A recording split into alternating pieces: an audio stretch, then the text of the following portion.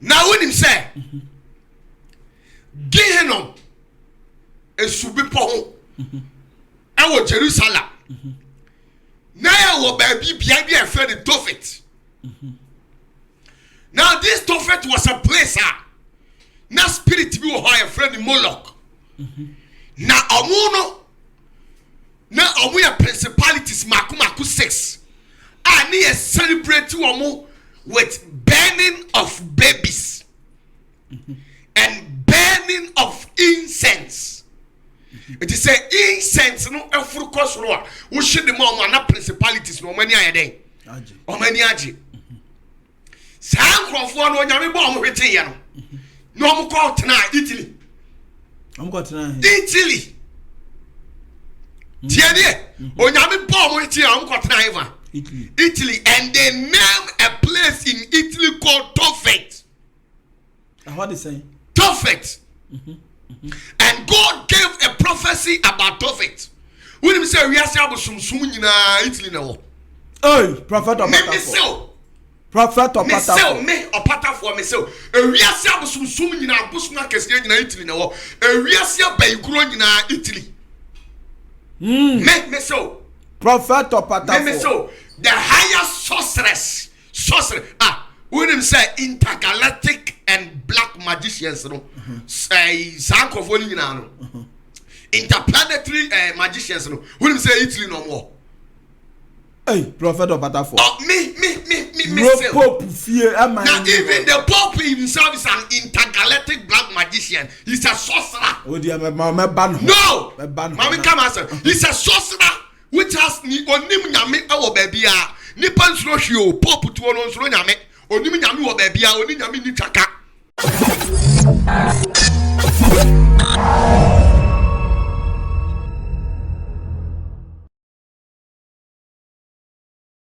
Odifo patafo baby antokwade ndi asori e wonam patade ndi sori enti ne yefre odifo patafo kwa ye bibremu nimfuai wo sepretataku ne ho bon watuduro brefi akura mpa okruchireku okataba ku a wokofa abaifo kuro osesede odu akomia okofuru kasamprebu sane a osi nonsoye so boafo kwatwi akwa wo hunu dom serie chireduma ko satia wodi huhumu kumu akotene na hwan na metutu na yampia yi a odifo patafo woda zenith of the heavens ministry no ono na awurade adum ni tumi se onfanyi nyame manti se baye ni wo bi di asie adwuma ho asem ayede amawo wo bobra wo hu ano usika asem nkoyie adwadie ho nsem enkoyie wakwantue ho nkrata asem aye basa na wo pe hu mu ahode so aye awurade adwuma na wie ya ene wo difo patafo enti sa kire wo so a friend wo 0540 770896 ana 0206 566150 odifo patafo otwadua mponya nkrumpo bekoso aye onyame ama na ko adifo so aye nokwafo.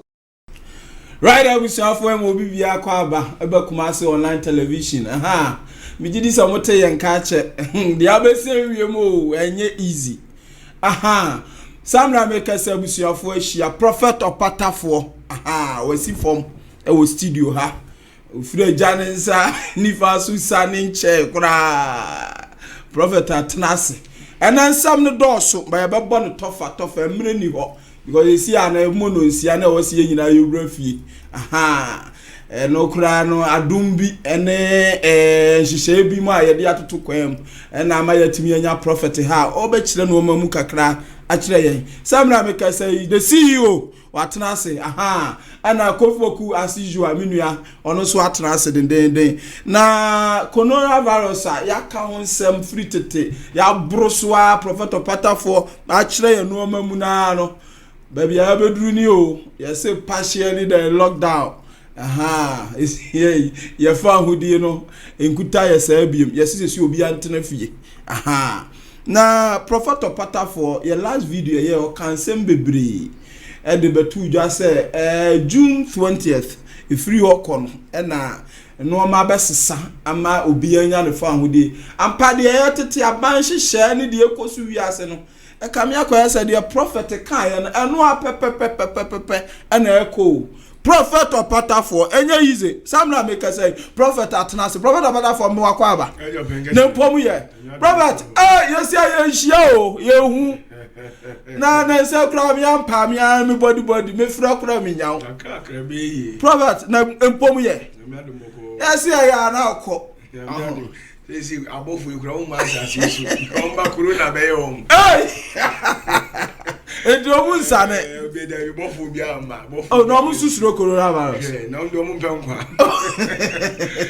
abofu penkwa so mu penkwa nde da je mu tra masase so corona ba ya wo de be ba ntimnim nya abotre prophet ensam no doso na emi ya ikofi mu de o ma buru bi so a esi corona virus ekuta ma 214 ena ya confirm say abagana yenya na nipa enya yade ni bi emu 49 de yatimi asayale na omakofi ekwaje ayale emu miensa kura de so omtimi kodu omo pa omo ho ato omo na ese de obeka ye no say edan ye ho ayale sa beba ama enu 20th June de na say yehu sunsanso ni ya na BBC prophet enu ni yehu ya na eba o BBC ni yehu yo michio bibia the whole world michio bibia biara michio bibia pressure ni so prophet na no krasa na obeyi ano adom di wachi dodo me ne dani ya na o na da be na prophet bakasa da be no yese hey prophet opatafo we are secret ni ba ko pe obi enu ochirifo asempa kodo so ati ase na ewiase ne so no yesi de ofuru duapa na hede ye piano na sebio se betra hede kumase online opatafo betra kasa be ensem fata I believe so omo ehwe no ebi mu ya well educated anka mu musti wam times on be di pechi so ati ase na me say eja onyame nam yeso de nsempa ba wiase ntia na obi ati opatafo nka na odwane akope sa nwunu ni bi ase because niam aye ken de bi am catch odi pa bi say obi ni ho beba wiase after me obeye de mi ye biem ebi ni ho prophet de ya bedru ni o update na me de ma wo no Ghana ye de no me de ye de ne ye ka prophet na eba ye no ye nso ye ja media for ye na o ye ne ma na ye hwehwe mu na asana nsen abrochirefo bi so my informations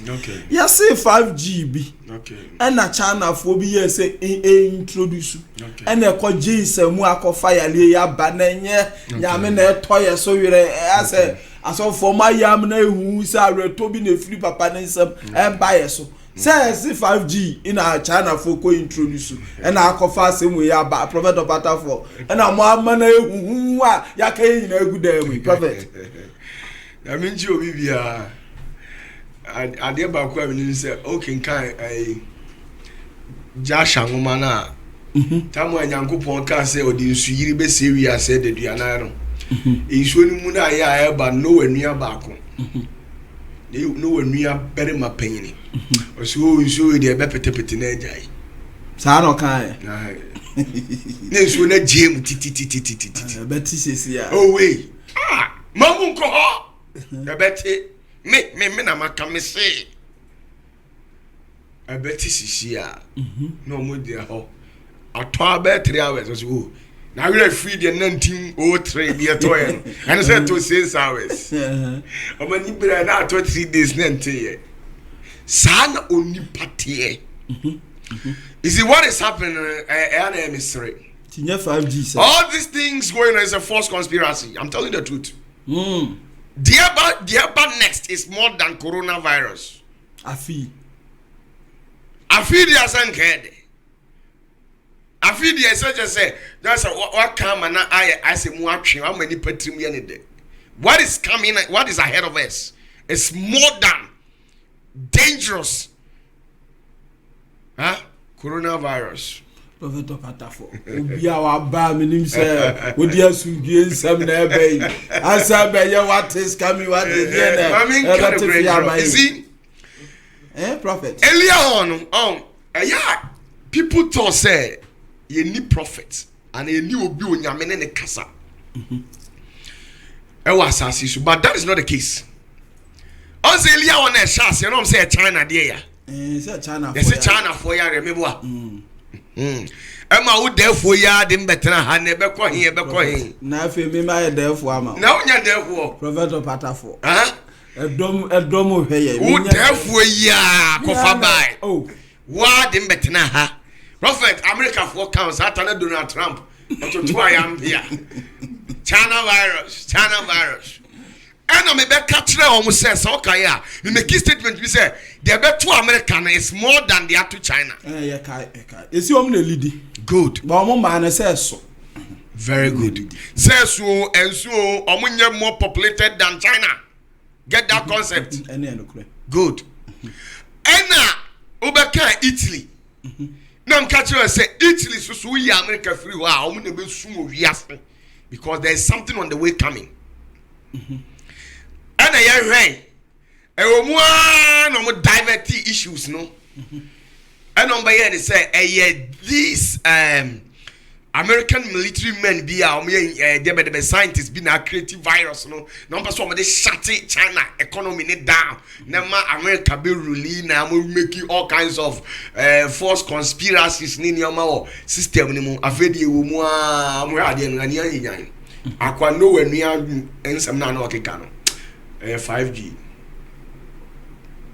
tinye 5G but the issue is 5G was introduced into the system way back 2018 by a Verizon company.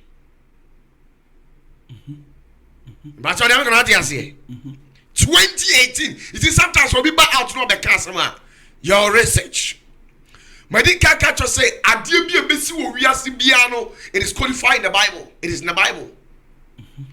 And 5G now more can 5G no cry. Make your research. Sabe make any harmful way when you pass one. It should be cancer. Yes.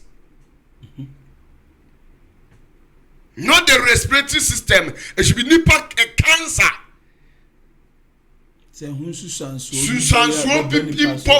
Cancer netimi and I introduced way back 2018 Verizon company. Sanko phone na din kan introduce that you know.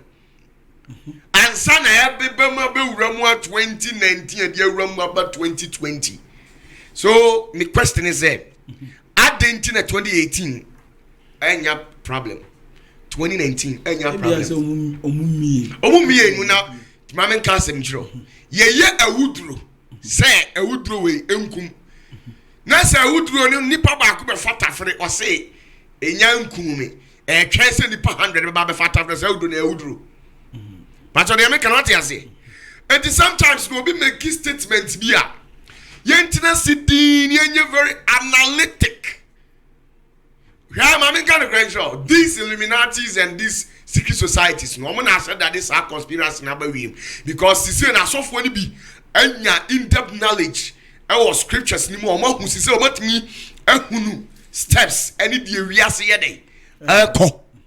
It was said that creating no ma twi nipa ni nyina adwen. No me dey akosi sa sector no. Entie ma hu say there is something coming on the way. Because this issue happening right now, no, it was prophesied by Prophet Amos. Prophet why? Amos can once issue by coronavirus. Yes. Bible mu Amos. Oh. O can once said 2020. Chama. Say baba wi. Me untimi na dada mi o. Yet your prophet. Me untimi na dada mi o. Amos can once Jeremiah enso ba be share home comedy to ho. E wo training. Yes. Prophet Opatafo. Enti wontimi amemeki any bibia o ho 5G bia. No. Yan hwade. Chama. Minu mienu. Yeso sini nyankopon. Dabi. Yansu sini nyame. Wujitum za. Hwan na bo wiase? Ya okese na.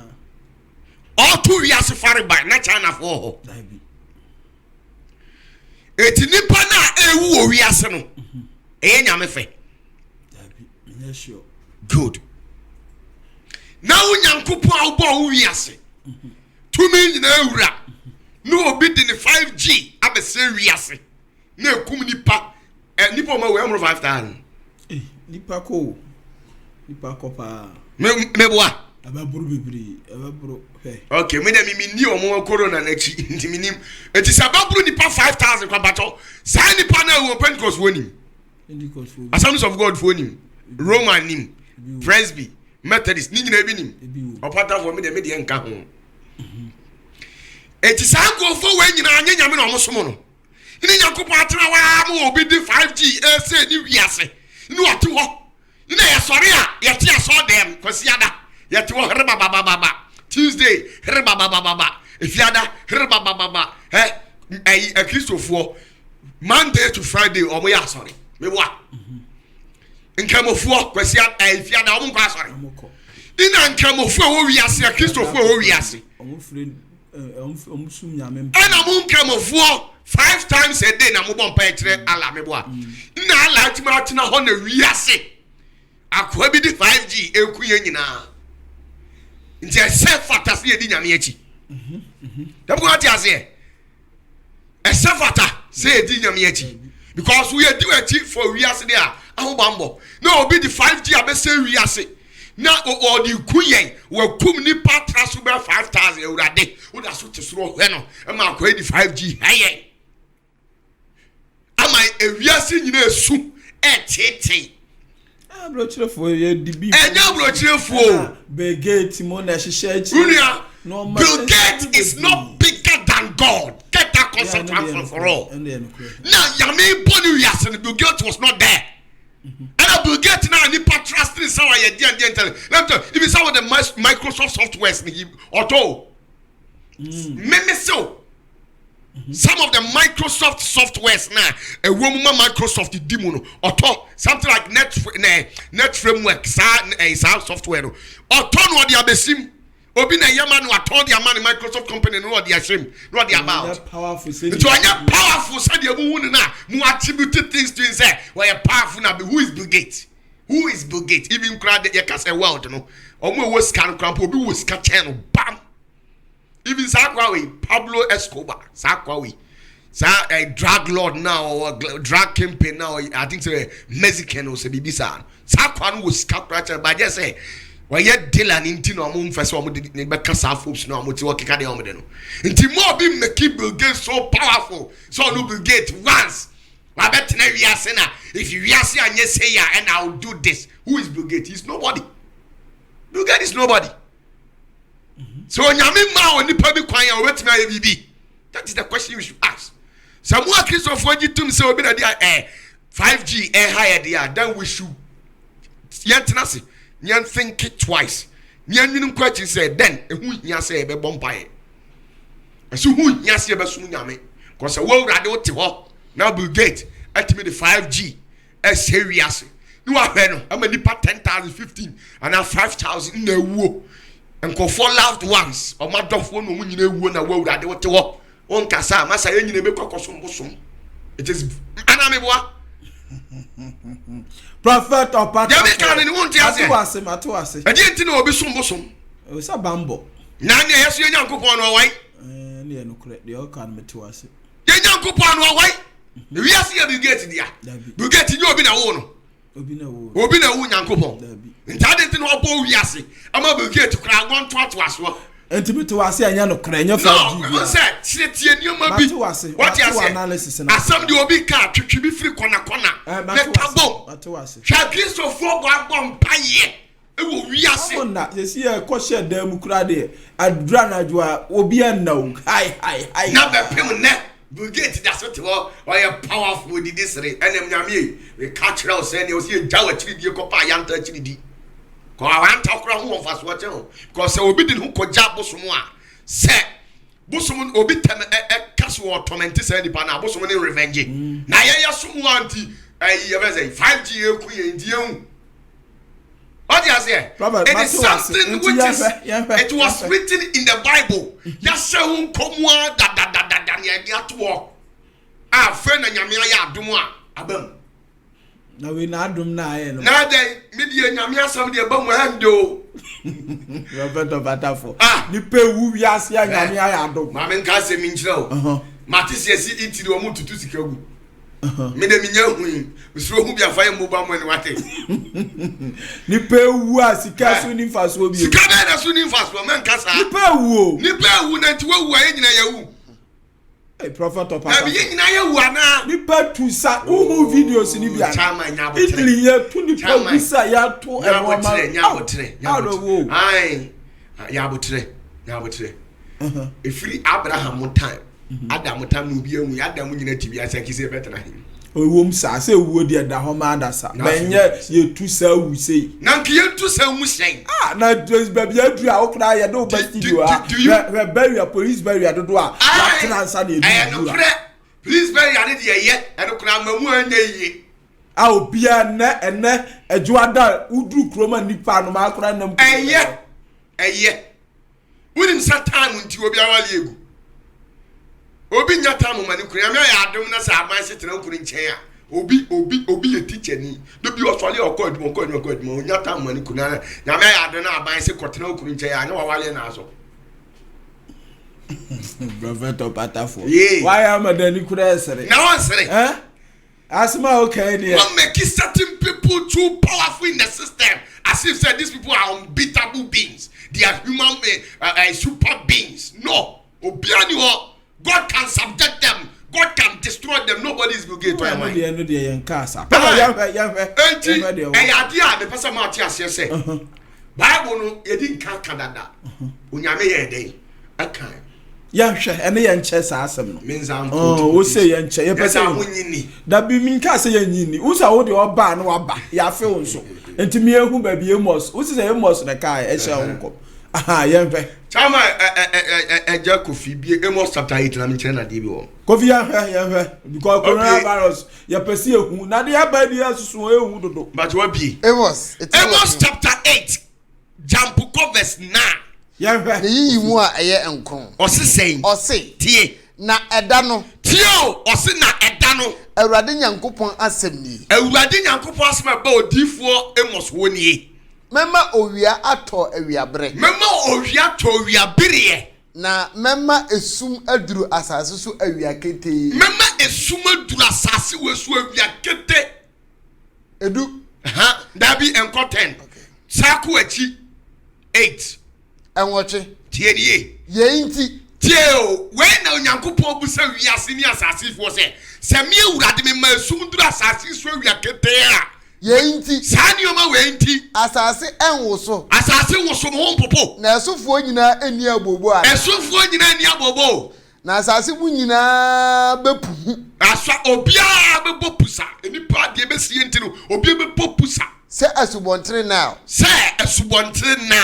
na wobefuno na achese Misrim asuo no okay be say verse 10 na me nkire wade edu 10 you say na medane mo na pon na tie o se me Awurade sada no ebi nsi da e wo wiase mu pa mu fa mu historians mu mra out ebi nsi da se asem bi asia me adane ye na pon na si say na Sunday o mu didi e ba ya Palm Sunday ni edi ehun se obi di bibi ye hu na etimi pie ni edi enu no se medane mo na pon na ye ka se na pon am festive occasions me Awurade medane Monday obi an school medane no enko asole ya medane ntu ase mo na pon na mo Sunday anam kura mi nim se kwasi adani na adani wase me Awurade medane wase me Awurade medane no twaso emu abobo ni emu nyum nyina aye ne kwadwom wote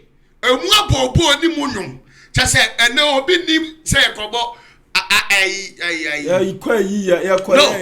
obi ni nyum a okobo se love song se ene ukotu odohunum de ama oyere efise dia ba wiase nyina ye de ya areho ene ye hu yanim ene wanim a hu ene se opie eba oyiri nyina ho se be hag ne be kisi na because I love you honey ya bi yanchia na ya de ko enya nchia kura sach oyiri entina ho ma me hag no na be kagu na sum say honey I love you so much go ntimi ko stonti good and then it was say monyo mo amobetu no wiase nyina be ye de ya kwadwom net sawre ho nyom ani aduru ya no kure ato ye ye wa sadwum no na mo bebo wiase nye do I'm trading my sorrow no enye I love you honey you and what no monyo mo nyina ya kwadwom me Awurade na maka That says the Lord. This is a prophecy in the history of man. Even the First World War, the Second World War, nothing of such happened because it did happen in the Western world, not here. Na mama ayituma achichere asene nyina. What eh? Mama ayituma ya day. Achichere asene nyina. Mewa. Hurehure akuta. Hurehure akata wiase no. Nyesum. Esum. Ade tuntum na cover ye nyina ye ho. Yesem come the atu o se 5G. Ade the nipa suma antisa. Onyame kasa o se 5G. Who is Bill Gates? This young man, who is he? He's nobody. Chama yanhwe baby. Jeremiah Odifu anso kasem bi. Anso sha honkom. Ya hwade. Na wonim say. Gehenom esubi po ho. Ewo Jerusalem. Na ya wo baby bia bia fe the Tophet. Now this Tophet was a place na spirit bi wo ho ya friend Moloch. Na omuno na omuya principalities makumaku 6 and they celebrate omu with burning of babies and burning of incense. It is say incense no efuru kosoro a wo hye de ma na principalities no mani ayede o mani age san krofo no onyame bo omo hwete ye no no omo ko tena Italy Italy Tiene, onyame bomb iti am kwatena eva. Italy, and they name a place in Italy called Tophet. What is saying? Tophet. And God gave a prophecy about Tophet. When him say we are sum nyina Italy na wo. Hey, prophet Opatafo.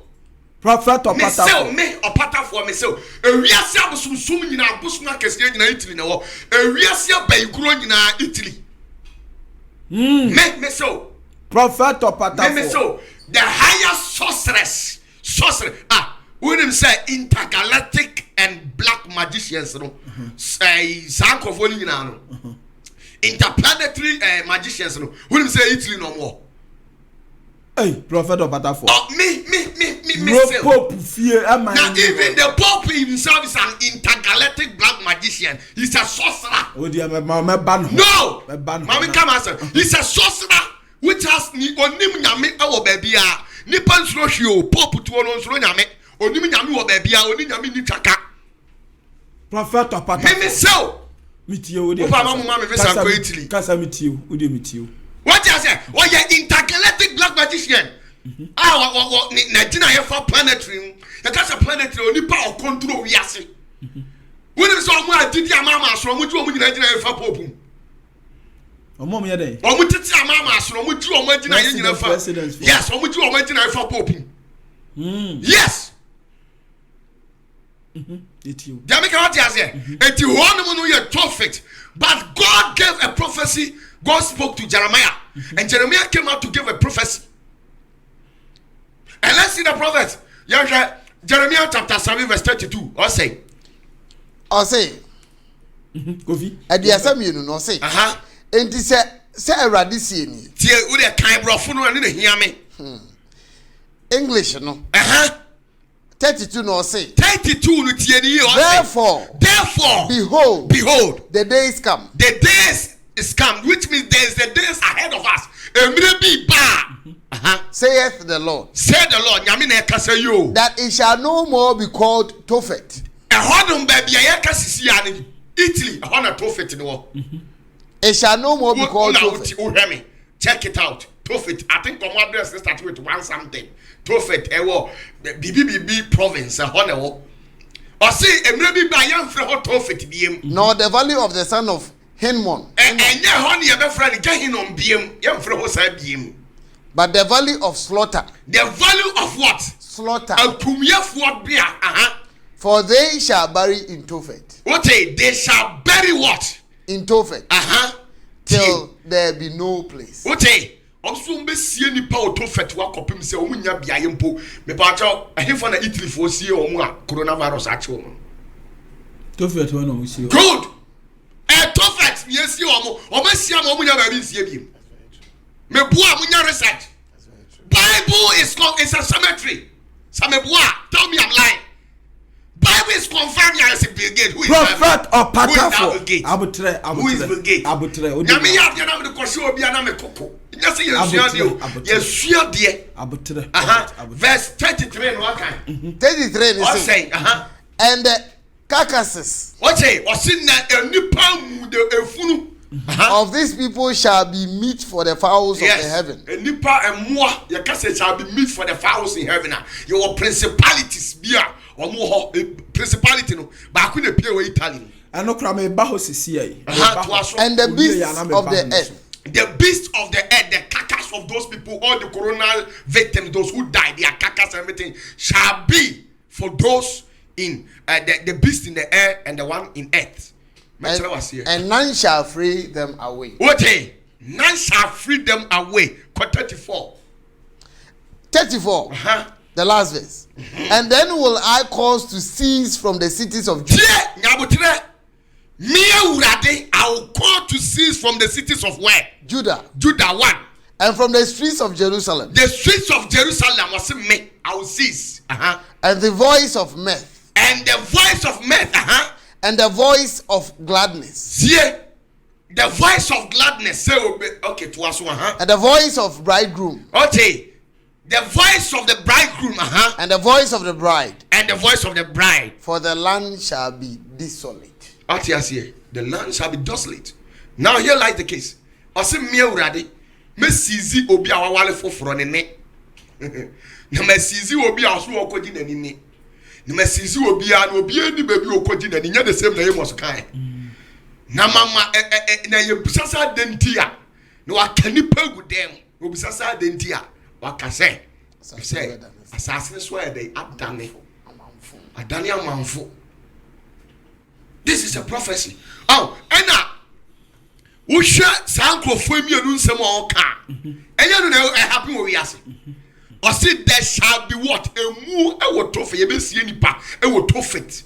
I will do baby, young fancy. And this is what is happening. So they have to turn some of the bodies into a crematorium. They have to behind it into a crematorium. I am sure any part of life.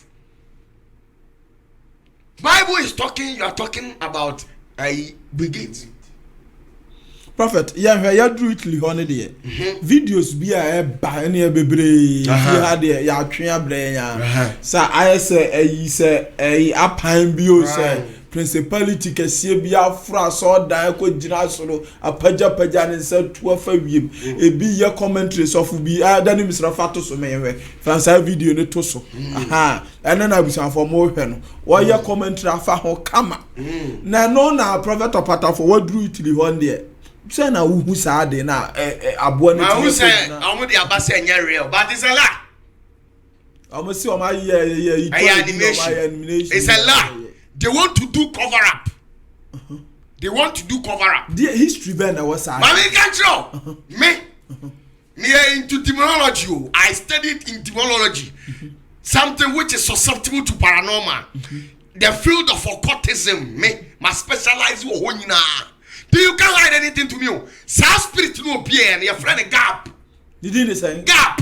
Spirit in the yeah, spirit no appear because you are dance. Your friend a gap. Why the 33rd spirit or principality of Solomon? Who say who free through as I see so kwasama do pupuma. Who be share spirit in kwama 72. Yes, 72 na Solomon kwasomo woman. Sa spirit will account 33. Or release 66 legend. You can say 66 legend. One legend biano and 6,000 to 12,000. Ahuma yakoma boom and one legend. And the 66 times 6,000 spirit as spirit together. Sa spirit when master our so your friend are memo. Yes. Or your spirit or can some see home. Sa spirit na uwa. Or but you don't call Emma sa Asama don Shamsi and Crawford or the angel of 6 is my Canada. Sa Shamsi and Omuna sa Italy for no. Who best you pope or burn incense to sa spirit no. You are predictive because the world no say there be a say the beast. And it says also I'm attacking pope no. Aha.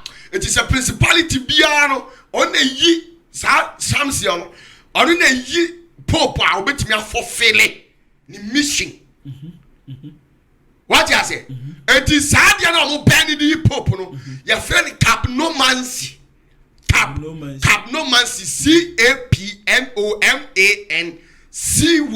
capnomancy and your form of divination is a sorcery black magician act wo shit emusie to say incense right now a kosoro na ya hwia na ya fita kosoro a na kyerese say ni power ya there onu na nyame ayede eya sa no di pope omo boa omo nsi ma nyame bia omo se di ma principalities in Kwastes Queen of Coast can ho Queen of Heaven can ho gap no ye GAAP sa ofra no na ne kasa sa spirit no me na sia sebrata so ne kasa or turn into human with bat wings boy internet ni GAAP we say gap demon and I go up GOAP demon na hwa sa me boa wo hwe me o ma sada na o ye kora un say president pope so what you say e bi na o ma da the wi ase o say Mary na Mary won kwa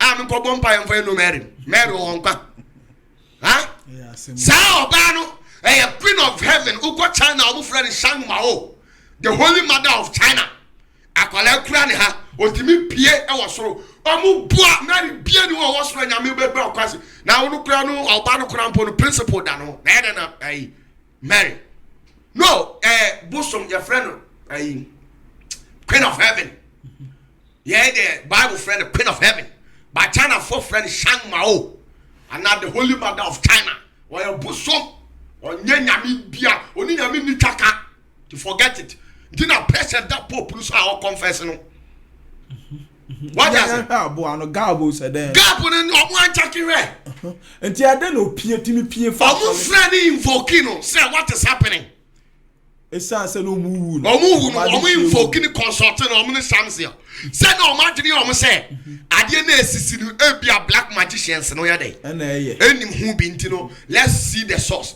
but until some realize it and ma catch us say ma catch principality bi ani po be nwa de na be sasa so no o ma catch us nyame ma bibia anya life no obi ahu bi and na be dead because so na principality ya be da aso da mo eto ni papa bi wo dabi enti afero so me solifie na bibi se pie firi ko jira so na sense papa no enti o mo shada no ma shada na o ma ye cover up na se o mo ko frɛ tu o mo ko invoking no ano opie ba ya ano owie ya no wo na datin me see a friend gap me into sanioma no you must study sanioma now for the past 17 years me a cast spiritual there my heart na me wo mention spirit bi no wo hasisia wo so wo ha me ni what the manager enti sa emusie ni sa de na omo ni shi pope no enya nyame omo nhima nyame omo hima samsio and a gap Queen of Heaven, Queen of Coast. Ntina sa Roman pope. Sa uye Roman father. Who's a Roman fathers for no nyaminsa will be super. Be a shipa. Yes. Sa wash ya no ma bro invitation no do call room. Oba ko ba na wash ya no fine. Edum no ko ba boro. Oh okay. Ya ba man sam ya de achiwa de kru ana. Si say omo de kura Donald Trump on be so no ma no. Omo de be man no. Omo de man no ma ba oni nyame ni twaka bi. Mo ba o ya bai. You can say din is hang of one. No waju. Oh yes, what? That's the good way. Now waju no ano. To obi be catch now say this is this I must ade ko bia yehu. Na pope na wo kisi abibifo na say so. Eno dia wa hu say. Eno ade. I catch now say urabia sane 2020 ana manka. Manka so sane wa bibifo so. Bibifo say. And this is what is happening. These white people they have pope be kisi bibini na say. One say pope be kisi. They are doing something said about we will sympathize with them. Thinking say oh yeah, adwimboni bi ani. Oh. Now I said that and also and I feel later on about the cancer. So this is what is happening. The vaccine of the antidote to coronavirus is out, so everybody should go for it. That is the mark of the beast 666. That is no way so. Why are you calling? Bible no bi do bi afie ba ya mi so akire wa hu nyame si on pe capnomancy ade tena mo ye capnomancy tia no no mu de adi wiase free so wo na ye wiase abaifo ni nyina headquarters any room or ai baby an ni ho na every was ai basilica ho no is a hey every was baby apo tell every was so Rome ho basilica ho basilica ho Vatican City good Vatican City ai Roma he ha na ai basilica but Rome one here Vatican City okay God saw on pesa de na na mesa and o dey deceive na wo nyina wo dey ntina o ma dan dan o ma say original Bible no onipa bi ani bibiem o mo de ni nyina hyedem no ma dan no ma deli de guso no mo de bone no no mo de amamu na mo easy Tell me what you say. Bible near radio. Demon no me boa. Friend Gabo. Me can't throw. Dani hwenaba.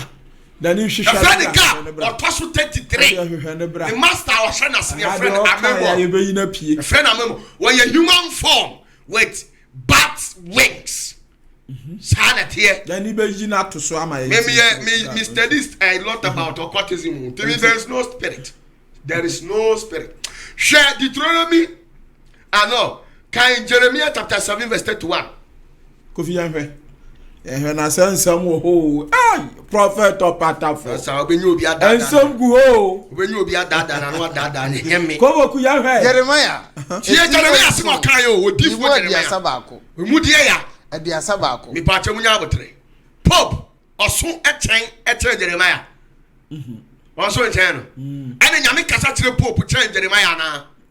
Okay, enti asmo Jeremiah kan Jeremiah 7:31 o say na wasisi Tofet sunsun mia okay wasisi die ya Tofet en sunsun die ya emia enye Tofet na wo hefa Italy enye Italy na wo o ma sisi abosundan wo na o mo hihyi musie de manyame to se nyame fie to aso na die ya ewo hinom bonhwa nu mu hinom die ya ni bonhwa nu mu to aso Edihye won mabani ene won mama edihye die ya won mabani ene won mama ojamu ojade ya emu okay enso min share won sa ewrade so onye den on share won sa okay ese nyame nim ho hwe nyame nka so omo ya you a principality omo spirit 6 no omo sum no Rome Vatican ho no Roman father bi opa bi omra atmi ya opu mi metimi akasa masa Queen of Heaven no kura be say wiem do ma yenti kura me yina pie fef ne hu fef hu na ase no mere oboa onye no mere ye friend Queen of Heaven onye no mere bia me so onye no mere eno mere kura say wa dam say onye no fufu bi edi e wa heaven ho ada go bi etio na emma ma adwiri mu saada ote e ga di say emma na adwiri kura so opa musie bi edi emma ni chirim so opa musie ya cover near man ya ma mo muntimi nka gab demon and one no dey check where when the toss 33rd principality or a human form with bat wings. Check it on the internet. Gab demon with the bonus album or share a memoir say or a 33rd. But can't you say was 72 spirit of Solomon boy we are so called chisa hu ni nyina called chi wo mo hye na se no small. And this how woman Solomon sumo mo no eno no mo ye we saa ne ma no e no mo de ahye ho e na omo ye saa ne mo no mema o de hwe frem na ya ko ya anche bia mema nyame aka Queen of Heaven achi no be say wiem ti say Holy Mary secret bi wo ho we nya no ni enye we ya ya need the better so enye we ya need the better so enye onu ni ya need the better so o de dani fa gab o de obo gaba eno GAAP now the demon so say enye we ya no ma say dey cover am say sofo no ye commentary sofo no di o so your spiritual apprentice or pray no pray and some be say who some painful ni akere o pray no pray enye bia gap di mo ko invoke no now so fortunately nyame person who said this is what is going on comedy kaka chese ma katre urade say e be si bia o mani pa bi o wi bia hu bi that's a 2020 the anya spiritual na ye spiritual na free sunsun di aba physical and he say ndim oba so life o enya da ye mu asem o baby ya duru yes ye spiritual na life wo na demon e ba de be si bia na asi prophet or patafo you can say mema many as isu hey baby ya duru no mama Deuteronomy chapter 18 verse 10 Omo ye cover up. Press at that. Pope so. To ye cover up. Or ye cover up. No matter that my editors inside the out. Say we know editing. We be na animation. Now what my animation one fan could see baby as all dance. And then one no. Abuano so nya bete o. Be a friend gap. Deuteronomy. Eti do what you would do. But you say Emma won hunu obi a o man ne baberima ana ne baba efa ojemu okonfo a o hye abosomkom okonfo a ne o hye abosomkom abayifo ti se pope say no odibisafo oyo odibisafo entafoyifo oye entafoyifo o me ba hwem banyem ye consult na me te say akonga nkrofo bi si dia say you very careful nyame ya adwuma o ye mistake ya ni abra se te gare ya benda ne be dikti gare echi ko no buro no so ukura utu asise unim na akwati gare nchen o di corona be yew ara unim say object bi o be touch ni bi ahoro nsa ti say o ti ukura corona be fenfam no ba no te gare wenim usoli mu ana bi ayo to us way encabrechirefo nsamanfrefo when necromantic spirit, the spirit of necromancy, all those people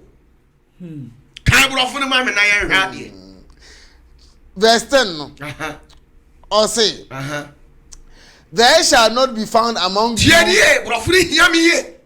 there shall not be found among you anyone that maketh his son or his daughter to pass through the fire, or that useth divination, nation. Capnomancy, CAPNOMANCY,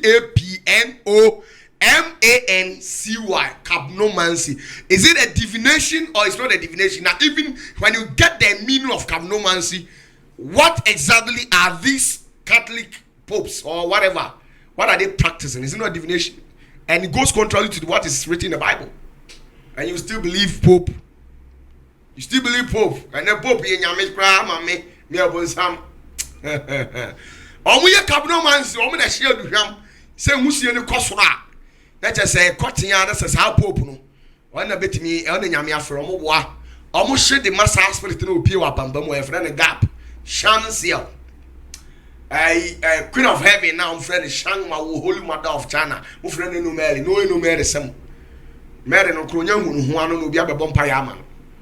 Anna, other principalities are more per se. Me boa, met my mama appear life for Italy, one will be a movie. May you win a P. Abembe 6. I don't lie.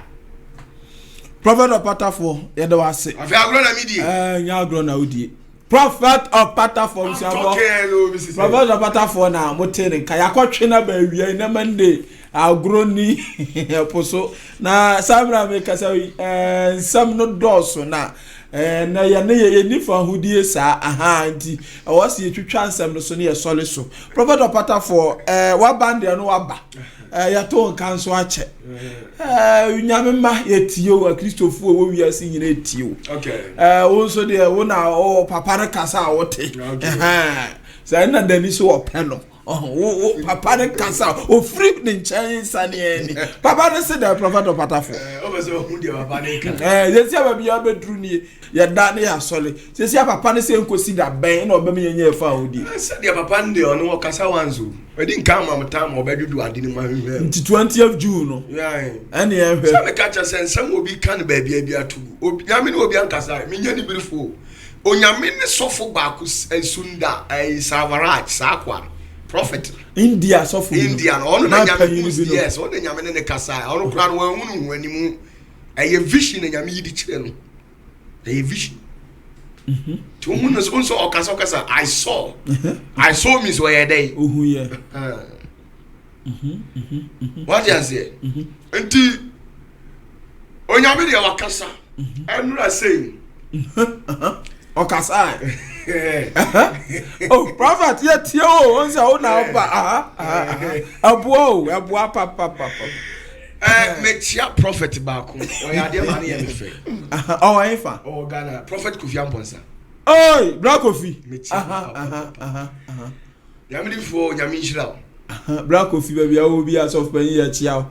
I salute you because me 27 for no minimum class or jitan and yasi announcement and I say Omuna Metamachi. Oh, Black Coffee. Me see you no. Sir. Menanam Kakrada, me see you. House of Ezra. Metro FM see you. I salute you. I respect you so Prophet much. Kofi Ampon, Black Coffee.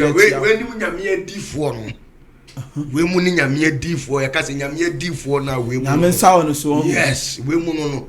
Oh, okay. I salute you, House of Ezra Prophet. I salute you, sir. But House of my message so.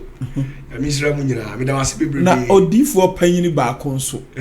O ka say mrepamudi ni din betudwa. De owo bu akokwa mu hoi. Me on dem me papa. On dem nko to jebu. Wachia Black Coffee ntina me mo wachia. The great my best. Oi! Ono de un say you modin sare on dem am papa mtim dia senchen da bi. Sa. Da bi. Wabodi. My boy, we me Medina mabonu. Bobi ema mintie. The great my best. Prophet of Patafo. Mo hajuru asasi so. Say asasi mo hajuru waso. Esi hu srefo ana na osire kire no. Na me hu sa we mu na me hu am say yes. Mani agi. Ma pom afọ. We na ma pom ma. Prophet of Patafo. Say urade say. Na esi. Anu anu. Na nya yifo no so mi fo yi. Prophet dey na okay twato. Na go won shira the great my best. I salute you. We dey say we dey be papa dey enkana MCC. Eye we dey festival. Me am shada pray the kitu e bi enti. Ya mi shira mu nyina wadi papa amobo. Isi enura na ba 2 am. Hodum sa me na me pie. Me too many heard the north gate. Wose hodum ayi kushu na ato anse mframa bia startifa. Mu anse sura biesa. Na atwede yi abesio. Na wada me hu se atiasefo ba na animu baako. Jatana wo mu. Usane sa we nya spiritual asemu me kan ho animu. Oba me nche. Odena ne nsaka ma beti 3 times. No kire me se hade. Na me hade ne hu se. Onipa bi afa odwan. Na odwan no ode ne ko Judea. Afa odwan ne de ne ko Judea. Ade ne ko Judea. E kire se ye ntiase. Na ofa odwan no ode ne ko na mbusa atiaso banana se. Na sa odwan ba yi a ofa ne de ne ko okoye ne so okokum no. Adi. Na mse sa asai. Kokum dwan awe. Okokum odwan no awe. Eje wana atiasfo wana busa am say na ade nti na okokum odwan na di no onkunu mu no so say enkwane ahoden wo ne mu no oni no opaso okum ndi ne to na che ansa na wadi am so woni de sa de enye de hwan na betima chi akokọ mu no mufuti ya na owe ebe ya ode abi asino kore na ntwinam ede na ntwie ohoi ne sade ede na nso mu na oyare dom friba mbusa ansa ade sa na ntwie ba no eya Kristofu e wo wiase Ugamba ni ya Kristofu wo wiase sisi a kumuna ye kokumu no eye nyame asam edi na ye komukodi no the feast of the word of God na nukure ni se owenfo okronkron ne se se wiase nyame sam no o kan kra edin eti se de wokum odwan mo no so kaso obi wia wanya den onwe if say o se nya den entene num nya ne de nemom agi se wode okum odwan no wanua no de nioma ka ho no aye den ware sa na wiase nyame som sisi a akoye o kan kra onipa bi ambeda nemom sa ekum na nipa na ti sa na ntwie ba no kokunu no ono ani pemu kokunu odwan ba na kokunu ono ani pemu awe no sa na ti se wona wasase su obia de ne pa mu asofo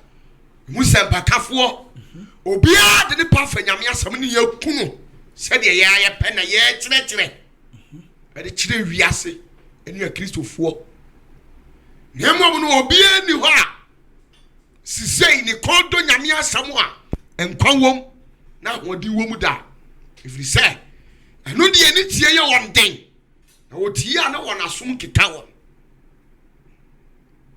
wɔn mpɛ no if you say ɛno de wɔn se nyɛ dɛ agye sɛ woka kyerɛ nipa sɛ wobɛkɔ China wobɛkɔ aburokyire ɛno na mekyerɛ wo no kane no wanka nkyerɛ sɛ wobɛkɔ China nyame bɛma okunu pa sisɛ wonye kunu no koraa wontimi haage no deɛ kunu so aba mfa so ɛyere so aba mfa so to wɔn na wo kyinkyini kɔpere pɛ saa nneɛma no nyinaa no de ato wiase no na ɔwɛmfoɔ no sɛ nka nkyerɛ wiase sɛ mmerɛ bi ba ɛkɔm kɛseɛ bɛba wiase wei nyina akyi yes ɛkɔm oba ɛkɔm kɛseɛ bi ba wiase na saa kɔm na ɛba wiase no ɛnyɛ nipa kɔm ɛyɛ onyame asɛm ho kɔm na mmerɛ bi ba firi saa mmerɛ yi a onipa bɛkyini apɛ asɔfo efiri nyame sɛ mesrɛ mu nka nyame asɛm nkyerɛ me ne bɛduru hɔ no ɔnya sɔfoɔ bi anka nyame asɛm nkyerɛ no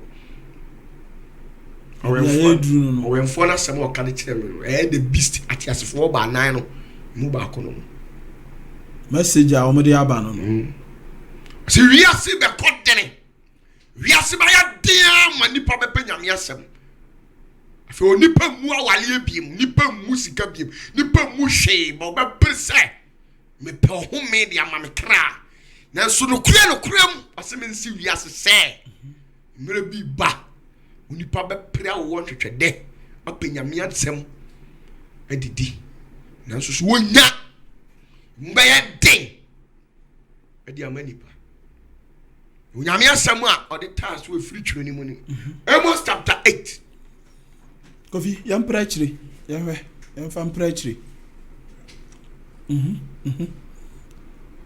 yɛhwɛ ne yɛmfa mpra akyire Amos 8 obi Amos 8 verse 11 to 12 eyi mu du baako ɔsesɛn ekosi dumienu ɔsesɛn pacha ɔse hwɛ ɛnɛ bi reba emire bi ba Awurade Nyankopɔn asɛm nie sɛ bɛma ɛkɔm aba asase ɔbɛma kɔm aba asase so ɛnyɛ aduane kɔm ana sukɔm ɛnyɛ sukɔm na Awurade asɛm tie deɛ ɛyɛ nyame asɛm tie ɛho kɔm ne so ɛho kɔm ne deɛ sukɔm ɛna bɛbɛ wiase vɛsɛn no du baako no okay dumienu ɔsesɛn na wɔbɛkyina afa afiri po nipa bɛkɔ poano akɔ poano awɔ ntwetwɛdɛ na wɔwɔ ntwetwɛdɛ afiri atifi fam akɔsi afiri atifi fam akɔsi atɔyɛ fam sɛ wɔhyehyɛ Awurade asɛm sɛ ɔmo hyehyɛ deɛ a Awurade asɛm kyiri kwan Awurade asɛm kyiri kwan na wɔnhu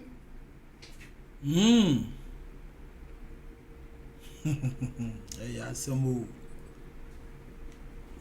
yɛbɛ wiase no mmerɛ bi bɛ mbɛyɛ dia ma nipa sɛdeɛ coronavirus baeɛ a mo nyinaa adwane kɔfa bible a mo nyinaa mo su bɔ mpaeɛ sɛ nyame ngye mo no saa na mmerɛ bi ba ɛnkyɛ koraa aboro so a na ɛnkyɛ aka mmerɛ kakraa bi wobɛpere sɛ wopɛ ɔpatafoɔ menka nyame asɛm kyerɛ wo saa tam no mengyi me biom na meni hɔ ɛnkyɛ o ɛnkyɛ kora kamera no kakraa bi asɛm yɛ a meka deɛ kyɛw akamera no kakraa bi Prophet Opatafo na meni hɔ biom saa tam na medi me gyimi nyinaa kɔ asɛm yɛ a maka no ɛnkyɛ o yɛbɛ wiase no ɛnkyɛ koraa o that's kind of say their professor fear na ode ba o ɛnkyɛ o pressure na ade betu nipa so na no metiwa saa na Awurade ka Opatafo ma ne ani nkɔmɔ bi Prophet Opatafo siada no emini nyame etena ase di nkɔmɔ so Opatafo enu achie enu ayai da bi ba ko ne twa mu ona Awurade ka nsɛm bi kyerɛ me ametiwa saa na Awurade dim ko gyina abepo bi so dim gyina ngo bepo no so no sɛ Opatafo hwɛ ade na mehwɛ na hu abrantie bi a soso da ne kon sei soso ade na ɔmode dɔ hu sɛ bi da ne kon na ogyina kwan ho na abrantie ni su a wo su ni tia wo tia mu nyina ne sɛ sɛ nya Adam ene ko di aduaba na nkomo anya dai komo amre ankogu nko asu nti Adam na de bra abeto yen so ne yebre adasanso Adam na di sa de we nyina ba hona urade ka chance rade guso hwa dem hu ya ne se o difuo bi betwam na osiye efiri ni kam no opeki abrante ka chance adenti no tiete o se Adam na ama ne bre no ka kire ne se o mesin ye nkofie guso hwa de mu se o difuo ne de abrante na kofie no de ne kofie o ama ne fie efe bibia bi wo swimming pool bibia kama o de man wie no ka kire ne se o to kwan na waba na efia nyina onyusu bibia ni sika bibia onyusu bi na imam ahase odi kukuo esi ho a waso hwani wa yi kukuo na mfiri ho no so yo wate onyi mfiri ho na hwa na osikani ni tia ne nachi ni otukwa na brantia no sise wa ba yedefo bise osikani ni ko ni nyina odi ni sika nyina gya no wa ba yedefo wieye no eho ena brantia na nya de anamfofo afise sika woi efredom onya anamfofo na we na nadamfo ni monyamfo baako eba ne nche besira na ofie de no ogina kwanche no obesira na ofie was na ho kama sei ina wo wodi sa kukuo si aba besi ho bi de be ya yifiri ho na kura nhyɛ nipa ni munyam we kura business ame no be kura mektwem kokuku esi ho dance wani nti o man pressure saa na brante ne se wate no koe to buy no be peja kuku na not knowing say osikani ni kon wade akura kituwa bi hye kuku na se to peja kuku nsa abrante de one awe no dimika twetwetwetwe na kura ni dwane ye won so ahu to na abrante di kuku ni ko si ho nti ewo mu a no ti ho no ti se gate ni ebo aben ko bie na ye odefo na ofa de firi kwa ho no afi odi ni wura mu odi ni kofi ona afi obi gate o wura mu odi ni konto ti se wo ba no odi mi ka ko fa kuku ndi be si ba bia na esi sikani na ba anum suo aye bibibia ha na sikani ni ko bie kuku so ko ya se on de odi akura batum na emom sa kwa ande woni no ko bu sa ne se na kukuo wa peja abrante se da me mfa kukuo ni da obeka ko so mfa kukuo ni da ho ne odifo se wo wa onka na kore apam wa firifia me komedi we tu mu ekura tu se ade ne akura ni ha akura obetima wi kukuo afedi ona ne simonyo se ne kura madam fo ba ko ne man pressure o se sa on se wo mi di wiase ne amanyina ama on se we kakra no atu sintidua on se wa antini free na ko hwe ena wa ankobo Adam and Eve kwadu na so mo na ama obre na ye wa nkasa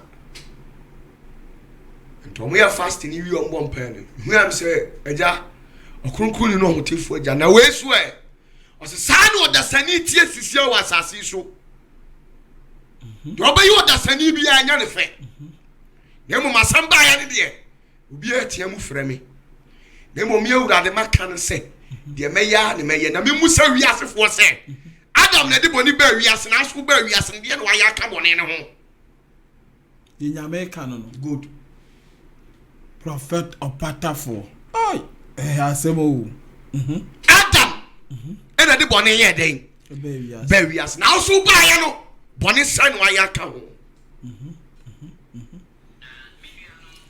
all right Ajago bia michie obi bia Kristo asunwie nka mi so usu michia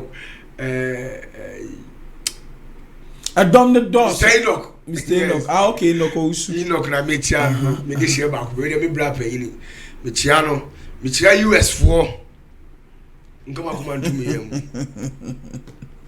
asem ambe enyi ni pa bia ni fo ni tunya me so Jesus so afe so michia Ghana mpanyimfo nyina Jamba ya na mo yen.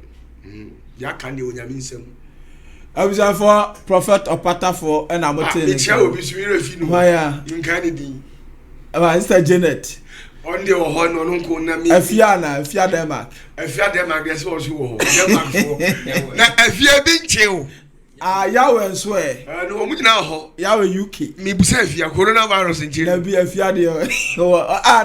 Na your pattern for right hand. Coronavirus ya de eche no. Me se mi hu. Afia do wa de. Me ja sure. Afia bi nche o. Tracy mu nyina se omo de omo ni coronavirus atwam. Se corona nche wo de a ene Jackie Mo Holland.